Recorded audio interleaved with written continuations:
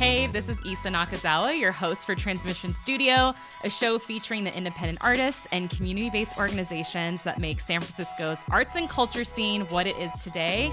And today I am super excited to be joined by artist Shrey Purohit and the executive director of ArtSpan, Joen Madonna. We're going to talk all about the 50th anniversary of ArtSpan and SF's Open Studios, so keep it locked.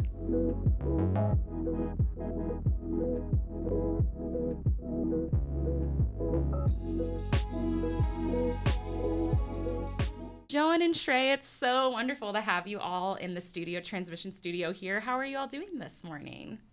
Doing great, Lisa. It's so nice to be here. Thank you so much for inviting an arts organization and an artist in to talk to you about San Francisco arts and culture. Oh, it's my passion. I said morning again, and we know that it is 2 p.m., so we're doing it's great. Somewhere in my body it's morning too. Oh my gosh. I already love you two. You're like two of my favorite guests already. You're like actually the host. So let's start, can you both introduce yourselves in your own kind of words and terms? And I want you to introduce yourself in the context of two questions. One is your relationship to the city of San Francisco. So how long have you lived here? And then secondly, in relationship to ArtSpan, the organization, and we're going to talk a little bit about what you all do. That sounds great. Shrey, I think you should begin. Thank you. I am Shrey Purohit. I'm an artist, arts organizer, exhibitor, curator, all the hyphenated, multidisciplinary. All the themes. Yes. I moved here to the city to go to school, and I continued staying here after that. I now work for ArtSpan as the exhibitions and outreach coordinator, supporting our 1,000 artist members year-long with all the programs that we do. Wow, amazing. And Joen? I moved to San Francisco from Oklahoma, my home state, on a Greyhound bus, which is pretty interesting, in the old transit center down in First and Mission. And I love the city. It's my adopted hometown. I studied geography at Berkeley, and I've watched the city evolve and change in a most beautiful and amazing way. When I first moved here, me and friends would take the guide, San Francisco Open Studios guide, and go have brunch and go visit studios and artists, and I became completely impassioned. Wow. I'm not an artist, but I am an art enabler. Ask anyone. And my husband's an artist, so I definitely got deep in. And about 11 years ago, I got involved with ArtSpan on the board and then moved over to the director. And I'm just really, I say to everyone, if I could put every single San Francisco artist of any shape, stripe, color, of anything they do and put them on my back and carry them into the future of success and accessibility, I would do that. And right now, my vehicle is ArtSpan. And I love that we're celebrating 50 years of Open Studios and that I'm here for like the last 10 years of that. Is amazing. Yeah, that is incredible. I love both of your journeys and how they dovetail. Can we just start from the beginning? Like, what is ArtSpan for folks who've never heard of it? And then also, what are the Open Studios? Because they're kind of a pillar in San Francisco, but for our listeners who aren't from here, like, what is Open Studios? What's the history of that? Great. Well, I'll start with the background, then I'll give it to Shrey, who's been here recently and is an artist himself and is actually participating in our first weekend. So I'll kind of give a little story of 1975. There were a group of enterprising artists that realized that art mattered and was really important, but it was kind of hard to access the true passion and inspiration in a gallery or maybe in a museum. And so they decided, why don't we open up the space of incredible connectivity, our studios? Like an open house, they called it Open Studio. So in 1975, we had a handful of artists that opened that up, and it's been going for 50 years. Not 1 year have we skipped based on an earthquake, an economic downcline, or a pandemic, including a completely virtual one in 2020, which is a miracle with a bunch of arts organization workers that were able to go completely tech. And really what it is that we take the entire population of San Francisco artists that want to participate with us and divide up the city into quadrants. And we go over 4 weekends, and in those weekends, on Saturdays and Sundays, the artists sign up, and you can go see them in their studios or maybe in their living rooms where they might show their work, because they do their work maybe in their bedrooms, and they put it out someplace else for people to see. We even have group sites at organizations or businesses that put everyone together and make it more like an art exhibition than even a studio's. Wow. And it's really a beautiful way to meet artists, to be inspired, to buy their work and support them, because that's one of the things we need to do, whether we're an artist or not, to support each other and buy their work. Yes. And this 50th year is a really great year. We're doing an exhibition at the main library opening next week. But I want Shrey to talk a little bit about what it is to be an artist on the artist side, because I know what we do to make the organization and the event happen. And as an artist, what is it like for you, Shrey? It is amazing to bring artists together for solidarity and realize that we're so strong together, right? As an artist journey is so isolating, and solidarity is so isolating and solo journey, and to have 500, 600, 1,000 artists that are in our community together, that are here to support us. Really, when I began with ArtSpan in around 2020 and 2021 is when I had my first art show, coming out of graduating into the pandemic and having no opportunities. ArtSpan was there making shows happen even through the pandemic, doing virtual receptions where I was able to bring in my family from Mumbai, having them able to come to the show, which would have never been possible otherwise, right? They all had to fly in to see my show. And which they would have, because it was worth it. It was much easier just to zoom in from Mumbai. I love that. And as an artist who really started in the Arts in Neighborhoods program, that's the program, one of them that we run, where we bring in arts to cafes and third spaces that might not traditionally be thought of as galleries, and allow community to form around those spaces. It was at Kumaika Coffee in the Excelsior, really small, quiet town of this quiet part of the city, but there was so much energy and support. I gained my first arts commission out of that. Wow. And I had another show, and then just the ball kept rolling. And ArtSpan, in its various opportunities, we send out weekly newsletters to our 1,000 artist members where you can get all the opportunities in the Bay Area that you can apply to. And there's really a community around sharing and supporting each other. Amazing. Yeah, I hear one of the things that I'm hearing, because I feel like the art world can be an intimidating place where it feels like there needs to be a certain route or pathway of legitimacy. And so one of my first questions is, what does an artist need to do to actually exhibit at the open studios? Is it do you need to be part of an organization or school, or can you just be an independent artist? This is our guide. Oh my gosh, you're so good. You're born for TV. We have it here. And for you, it is free. For all of you out there, it is free, because we actually produce them and put them all, 20,000 of them throughout the city, for people to pick up and look at the artist to see. Wow. And so an artist really just needs to be a member of ArtSpan first and foremost. And right now it's $50 a year to have access to every single opportunity that we offer, which is the weekly e-newsletters, workshops, lots of opportunities to show work at Arts and Neighborhoods. Mm-hmm. And then with that, you can then register to sign up for open studios, and you can be in the guide. We have a huge exhibition of 200 plus artists in a group show. People are always like, oh my God, who would do a 200 artist group show? ArtSpan would, is the answer. It's a lot of fun. We have a DJ, and this year's our 50th gold anniversary. I was going to ask if there's a theme. Our tagline for this year's From the Disco Days to the Tech Craze, uplifting local arts for 50 years. Come get disco, gold, funky, and techie with us. And really, that's all it takes. We are very open. We welcome everyone. I think of us as an incredible public institution for 50 years. Yeah, that's amazing. And let's talk a little bit about being an art enabler.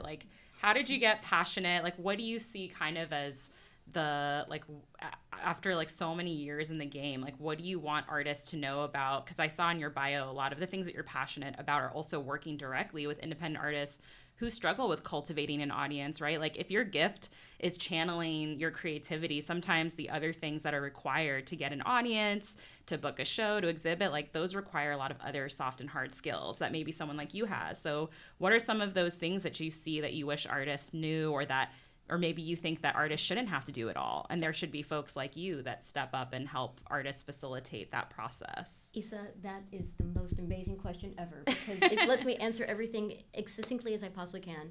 I say all the time to artists that it is one of the hardest professions. Yeah. Because you have to make the thing, and then you have to sell the thing, you have to market the thing.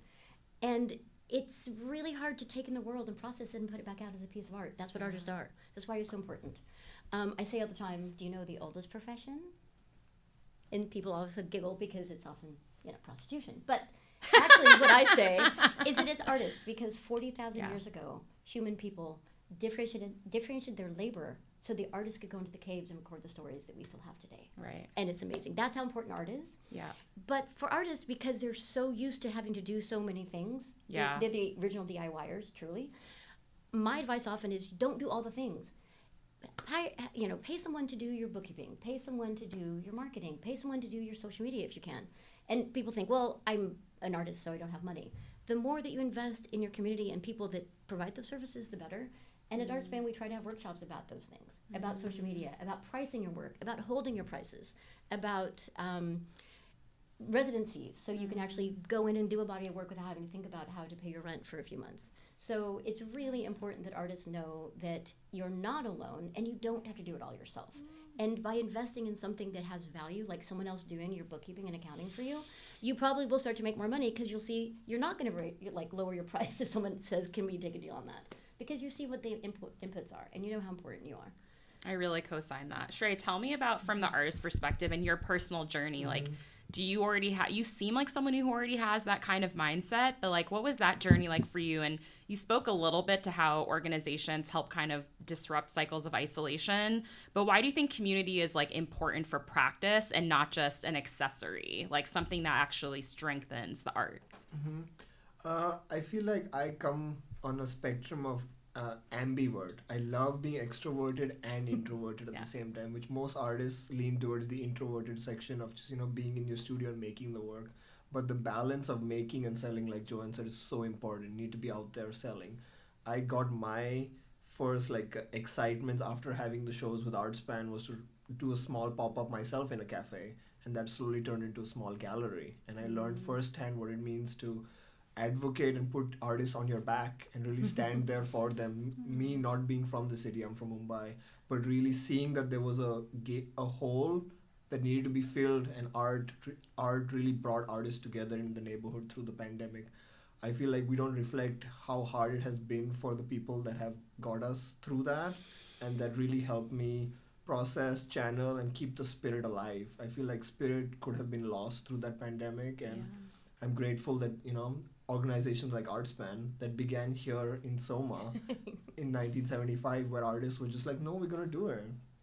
And they had no idea what would end up 50 years later. And the legacy that I am grateful to be able to step into, because we already have the tools and processes. At my gallery, I was building the plane while we were flying. When I came to ArtSpan, they were like, oh, come on, we'll show you the ways. You did that great, but here's how to improve it. And, the ways that we can survive on institutional knowledge, so every artist does not have to reinvent the wheel, right? We can hand the wheel to them and be like, okay, now... You elaborate. Put a card together. Put a card together. They're like, all right, I don't know about the putting the card together. And honestly, it really is true that we do have so many systems in place, and right now we have almost all of our staff are artists, actually, working artists. That's key. Which is amazing. And so they are coming in and learning these systems that they can all incorporate to their own practice, can share far and wide. And it's really beautiful to see someone like Shrey come in with thinking that he's made up these things and he's working, and he's just like, wow, it can be easier, it's streamlined. We actually have contracts, and we have systems, and we have process documents. And we actually have a wrap document of almost every event that we do, so we can actually do best practices and make them better and better every time. And learn and keep on the learnings, right? The journey is never over. Yes, and I think sometimes as artists, we need to demystify process, because it can feel really at odds with our kind of political sensibility of am I going to be a sellout, or do I lack integrity if I get institutionalized? And I think ArtSpan and other organizations like BAVAC too are here to steward a different type of process. I totally agree. It's really professionalizing, and there's nothing wrong with being professional, because typically that means that you get to have more time for your actual art practice. Speak on it. And less time about the things you don't know and don't do as well. Yeah. I mean, I remember years ago, my husband is an artist, and I have managed his career for many years. And we were struggling with this idea of selling out, because our generation always we're sell out. And someone who was, about 15 years younger than us, we were having a conversation about it. And he's like, what are you talking about selling out? You sell up. There's nothing wrong with taking a commercial venture or partnering with something that is a little bit more flashy or a little bit more corporate. It's selling up, not selling out. And so I really embrace that too, that there is this idea of the artist selling out. And why not unite yourself, as long as you're protected and you're not giving away your copyrights and not being abused or used, to sell up instead of out. And so at that point, I dedicated a lot of my time to making sure I read contracts for artists and make sure they're really tight and make sure that they're not being abused or used. And I mean, it's amazing how many opportunities come through me personally, and also ArtSpan, we have an opportunity for artists. Oh, we'd like to hire an artist to do a mural. Yeah. And my first question always is, what is the budget? I love that question. Artists do not get to pay their rent with promotion or or advertisement. They actually need money like everyone else does. And so it's really important that is something that we make sure the artists get paid for their work. Yeah, I always find that people view artists, or art rather, not as like work, but as like vibes. Yeah. They're just like, just come through, vibe it out. And artists are like, so this is a labor, right? And so it's interesting, the expectations. So I feel like your role is so essential also in like giving, not that you can give someone else self-esteem, but just like giving artists permission to not be good at everything, to have those boundaries. Because sometimes I think the black and white binary of like selling out or having integrity is in part because of that lack of self-esteem and community. Because if you feel like a lone wolf who's had to do everything yourself, you have a bite, right? Because you're defensive. You're like, I've had to protect myself. So organizations kind of create that protection, so artists don't have to be in the world by themselves. It can be a scary place. Yeah, that it's really astute to think about the protection that artists have. And one of them is the sellout idea. Yeah. And I have to say that there is this like embedded idea too that somehow if you're an artist that is really good at what they do, which is Shrey, he's good at talking to people, good at putting shows together. The extroverted side of him is an exception to the rule, but really, really beneficial. That somehow, if you are doing that too, then you also aren't really being an artist because you should have a gallery or someone speaking on your behalf. And it is such an outdated model. The Really few galleries that are left in San Francisco, and like that, and there's like a resurgence of modern ones where they encourage artists to participate in things like ArtSpan, open studios, and to be a part of community, not somehow be this pristine thing that they get one show every 2 years and they're supposed to live on that. Ugh. And so I think it's like a weird double standard of like, don't sell out, but also don't do too much for yourself and let someone else take care of you, but then they're not really going to. So I love that this like new era is kind of, these are the people that now are going to go teach in schools and universities and art schools and teach people, do it yourself. Go find the people, go connect directly. And I mean, we're all really inspired by art. I mean, it is the universal language. We all may or may not like it, or we may vibe or not vibe with it, but art is so essential to our humanity. Words can divide and devise, and we don't know, sometimes we can't speak a language, but we look at a picture and we can all feel something, whether it's something good or bad or something in between. I love your passion. It's so palpable and beautiful, and you've retained it after all these years, which I feel like is such a amazing, isn't it? It feels like it's probably deepened. Yeah, I think that service deepens our sense of purpose, which deepens our sense of like life force. So I want to ask a question too about a through line I noticed that I could be wrong, that I observed was like this connection between cultural geography, which I want you to define for folks who might not know. And like in your artist statement, you talk a lot about being inspired by kind of the dynamism and chaos of cities. And so I want to talk a little bit about San Francisco too, and like what you're responding to and what excites you, because the conversation you're just having to me is such a quintessential San Francisco conversation. Like, we are the spirit of the collective of some of the things that you're talking about. I think we do right here, as opposed to maybe like London or LA or New York. So yeah, what is cultural geography? How did you get into it? And what's your connection to urbanism as it relates to art? Great question. And I will tee it up for you, Shrey, to kind of continue with what that is in practice versus in theory. I did study cultural geography at Berkeley because I love people and I love place. And you start to notice, like, spaces evolve in cities. Yeah. The now Castro district at one point was an Irish district. The Mission district is turning into a gentrified, potentially art district. Like, change happens through, and you see it in the sedimented remains of cities. Yeah. Or, countrysides as well. I mean, 40 acres of mule divided up the entire United States, and people went out because they were the second sons. They didn't get the land that came from England in the far East Coast, Yeah. And so we move, and we're people, and we build, and we eat, and we feed, and we make families. And I think cities are really gorgeous in the way that they capture that culture. And San Francisco is a unique, beautiful city. It's on the coast. It was found over land, not over water. And we've retained a lot of our beauty in some ways because we haven't deeply urbanized. I mean, the frustrations of a not fully connected subway system also keep some of the pristine beauty that some place like New York City has deep, deep urban roots, and you can get anywhere 24/7, but you don't still have the beauty left behind. And all of those matter. And I think a place like San Francisco, because it was kind of awkward and on the outside of even California, it's kept this place of creativity for the humans as well.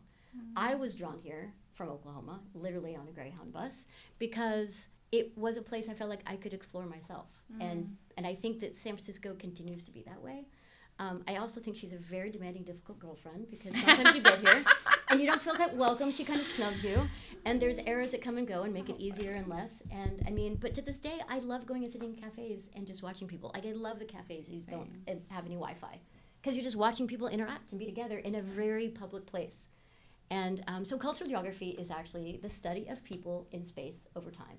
Where anthropology is more about culture, just like the space may affect it a little bit, or sociology is really about just the interaction of humanity in whatever form. Yeah. And the geography to me is really important because it's a face and place.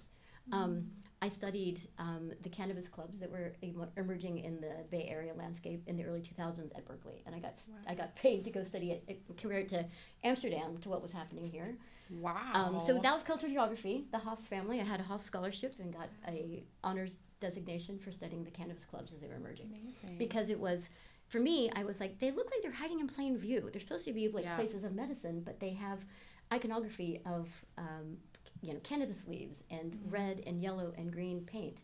And there's things that make them identify as what you can go and buy cannabis at. So they're not really hiding, but yet they're not really legal, or are they? And the people were getting creeped out because they're kind of hiding in plain view. Right. And people would say to me, oh, well, the feds, you're really going to get them busted by studying them. And I'm like, if I can find them, believe me, the feds know they exist. And by the way, let's just be adults and let people have recreational use. And here we are now. So that is cultural geography, and I definitely now apply it a lot to the arts. So I love Shrey, who also loves the city and loves to draw the city and paint the city in a most beautiful way. What is cultural geography for you from the practice of art? I feel like a recognition of humans put together and the efforts that we've done, like you're saying, the layers of people that have come behind us and left institutions and buildings for us to use and share and build on. I come to my art practice currently capturing public transportation because I feel like that's such an important aspect of our city that does not get as much recognition. It's one of the few places where you can really almost cross paths with someone that you would never cross paths in your car because you'd be yelling and honking at them versus you're all on the bus, you're yelling and honking at the bus driver or the other person that's there. Right? There's some collectivism built into public transportation. I came to the city to go to school at California College of the Arts. The first place I ever stayed was like a block away from here, 9th and Mission. I had the greatest cultural shock looking out of my window and seeing the Twitter building and seeing how we treated the rest of our neighbors, and the dichotomy and the contrast of extreme wealth and extreme inequality is one of the things that still irks me and drives me to, bring in compassion for all the neighbors that are here, whether they're artists or human beings. We feel like there is so much solidarity and support in the city, and the beauty that other neighbors, we get to see all these unique ways of living and being, like being in the cafe. I get to see other ways that people present themselves and express and communicate, which are so inspiring that I would never get in my own silo perspective of the world. And to be, illuminated with other ways of life, I feel like I can eliminate my own blind spots that I can't see behind my head, but collectively we can all eliminate our blind spots. That was beautiful. I have a follow-up question. I asked this question and it's kind of a hard question, but I feel like one of the tricky things about the way art is used in San Francisco is that it often gets, and I don't think this is necessarily the fault of the artists. A lot of times it's just like artists are in survival mode, so they take what they can get. But a lot of times art is used in revitalization efforts, which actually can be, like you're saying, more of like a participant in some of that kind of dichotomy as opposed to calling attention to it. And I feel like that's happening more in San Francisco right now, where like artists are often called upon to do the work that we know other people should be doing. So like, what do you have thoughts on that? Or like, it seems like the way you use your art is more to ask questions. And do you see the way that art can sometimes be used to cover up answers? I feel like, capitalism loves sticking on labels to things and tagging along. Yeah. And I think that's a practice of humanity, right? Something popular comes around and somebody wants to put their logo on it and say that we are helping it. Sometimes it's in earnest, sometimes it's not so earnest. So finding that balance and calling out the ways that it's not earnest and guiding the folks to actually, if they have great intention, to really follow through and come through with supporting the artists instead of just using them as furniture. right? I feel like amazing answer. You two are on fire right now. I feel like the high protein breakfast is working for y'all, guys. Yeah, no starving artists. No starving artists. We advocate for no starving artists. Yeah, I'm very inspired, and I think you're both kind of living, embodied examples of the spirit of the work that you're doing, which I think is so important. Like sometimes you speak to people and you can tell they're like trying to rehearse what they're supposed to say, but for both of you, it feels like a living, breathing commitment, which is really refreshing. And before we close, can you just tell us a little bit about the 50th anniversary? What are you really excited about? What are some of the events that folks can check out? Where can they check it out? Like do a little shout out. I'll do a little pitch. We'll do a half and half. Yeah. So 50 years of celebrating local arts is an incredible milestone. Really, from 1975 till now, it's amazing that we have not missed a year. We have an incredible exhibition opening at the Jewett Gallery in the downstairs of the main library. And it is a beautiful gallery. If you haven't seen it, please come. It's open to the public. It's free. It's gorgeous. They have an incredible team we've worked with for 3 years ago. We put in the RFP for us to be able to be chosen to have an exhibition there for our 50th. 6 months of a lot of time to dig out incredible amount of ephemera. Wow. All the guides from every year that we have one. We have an artist from 1975 that participated then. We interviewed her. We have like old and new. We have Shrey who's interviewed on some videos there. It's really just an incredible way to see what art has done for San Francisco and why it's such an important part of our cultural identity here. And that's really what we tried to show. We also have our ArtLaunch, which again, I'm going to show this. Come please to SoMarts on September 19th from 6 to 9 p.m. We have a big party. We have 200 artists up on display. Wow. And then from there, you get to visit open studios throughout the entire month after that. Shrey, do you want to talk a little bit about pitch about your own open studios? I know. Tell the people. Shrey, meet him in person. Oh, not the page being open and ready. Yeah. So, this guide and all the work we really do allows people to be on the cutting edge of the art scene, which, no Instagram algorithm will get in between of you and the artists. There'll be no ad in between. You get to really interact with the artists and really be there and take in their work. And I will be having my open studios at 816 Sutter Street. This is a painting that I've made capturing the Muni and an old Open Studios ad from last year. Aww, so meta. I had the grateful opportunity to, help be part of the team and bring this amazing guide together. So if you want to know more, you can always come collect a guide and find this and go through it yourself. artspan.org/SFOS will give you all the details. You can always reach out to us for a guide. And what's your art Instagram or like your art website? My art Instagram is just my first name, last name, Shrey Purohit. ArtSpan's Instagram is ArtSpanSF. Follow us. We have amazing events, opportunities. We do our own shows. We have just exciting things coming up. We have a lot going on all the time. I mean, way more than seems like 5 human beings should be doing. We do. One could argue. We do a little too much, but it's for all of you that we do what we do. All right, Joen and Shrey, it's been such a pleasure speaking with you. I'm so grateful you both took time to come down to Transmission Studio and share. Thank you so much. Yeah. Really, it's a delight that you are still doing this work and that you do it for all of us. And thank you so much. We really appreciate it. Thank you. And thank you, listeners, for tuning in to another episode of Transmission Studio. Please go check out ArtSpan, SF Open Studios. You know what to do. The links will be in the description below, and we'll see you next week for another episode. Thank you.